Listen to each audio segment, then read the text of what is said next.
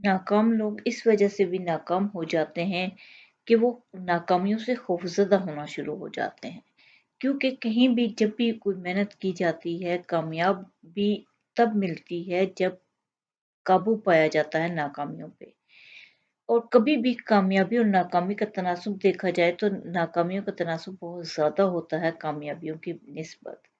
शिकार करना आसान काम नहीं है। टाइगर खुराक के लिए अपने शिकार पर हमला करता है, मगर इसकी नाकामी का तनासुब 90% है। यानी इसके 100 हमलों में से 90 नाकाम रहते हैं। शेर अगर अपनी खुराक के लिए 100 बार हमला करे, 50 बार वो नाकाम लौटता है।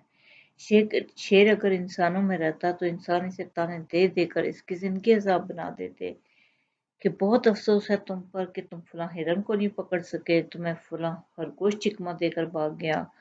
जंगल का बादशाह शेर भी इस बारे में सुन लें कि ये अकेला शेर जो दिन की रोशनी में शिकार के लिए निकलता है तो इसकी नाकामी का तनासुब भी 80 से 90% है।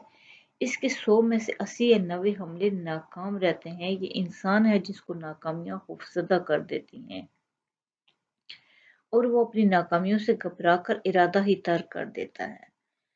अब नेचर का निज़ाम हमें क्या बता रहा है? नेचर का निज़ाम हमें ये बता रहा है कि नाकामियों से घबराना नहीं चाहिए, कोशिश तर्क नहीं करनी चाहिए। एक अंदाजे के मुताबिक 75% लोग स्टार्ट अप नए बिजनेस नाकाम हो जाते हैं। फिर ज्यादातर तर्क कर देते हैं। जो हिम्मत करके जारी रखते हैं वो कामयाब हो जाते हैं।